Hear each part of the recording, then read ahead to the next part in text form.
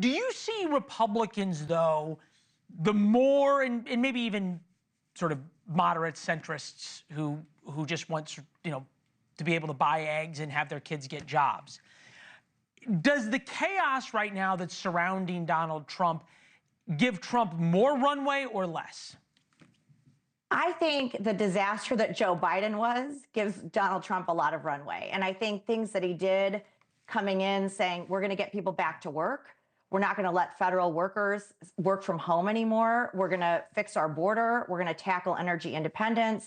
Those three things alone, and I think a lot of fiscally responsible Republicans or fiscally conservative Republicans view that as things that are going to long-term help our economy. If we get stronger in our energy and we lower the price of energy, we will lower the price of eggs. That's just a fact. If we stop what's happening at our border and prevent people from coming in and taking resources from our schools and our communities, that will lower costs and provide more jobs for people who are in this country legally. These are things that make sense.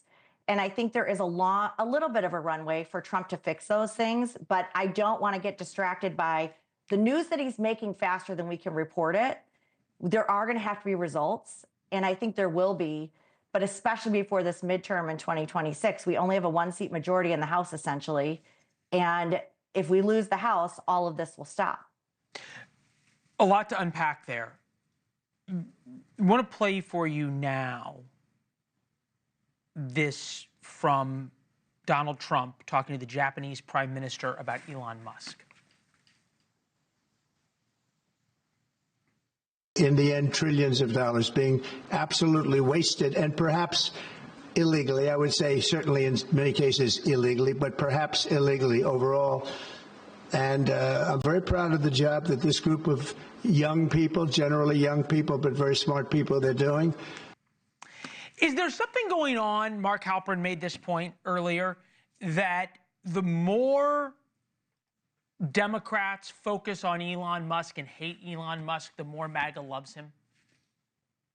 Yeah, I think to a degree. I also think MAGA loved him before this election. You know, he was talking about the Department of Government Efficiency. He was very vocal on Twitter. He put $290 million into this election. He doubled down on electing Donald Trump.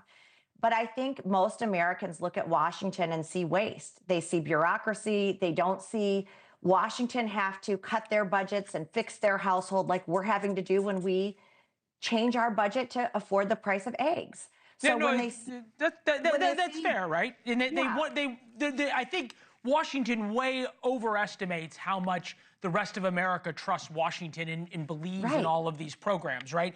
But the flip side of that, and I think this is important to point out, when I traveled through swing states before the election, the retribution tour, for lack of a better term, that Donald Trump has embarked on over the past 3 weeks was not something people talked about. They talked about the price of groceries, and to a certain extent, they talked about the cultural issues, and we'll call that pretty simply, boys and girls sports, okay? 70-30 issues. And yet we've seen over the past 3 weeks, and capped off today with announcing that he's pulling Joe Biden's briefings. Fair's fair. Biden did it to Trump. But is the picking up on the 30-70 issues, the issues that only really diehard MAGAites are on board with, firing hundreds of FBI agents, et cetera. Right.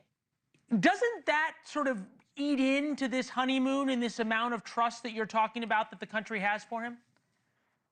I don't think so. I think people are giving him a lot of latitude. They knew he was going to start with a flurry. They knew they were going to hit these executive orders quickly. But I agree with what you started your show with, Leland, which is the price of eggs. And it does come down to the economy. And Donald Trump was elected because of the economy. He was elected in my state of Michigan because Democrats are forcing EV mandates. It was bad for our economy, the border, inflation.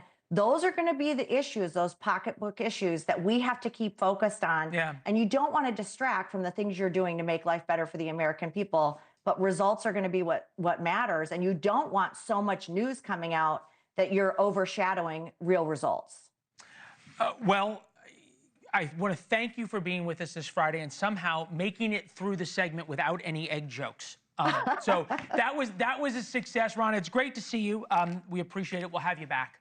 Thanks for watching. Go to joinnn.com to find NewsNation on your television provider. And don't forget to click the red subscribe button below to get more of NewsNation's fact-driven, unbiased coverage.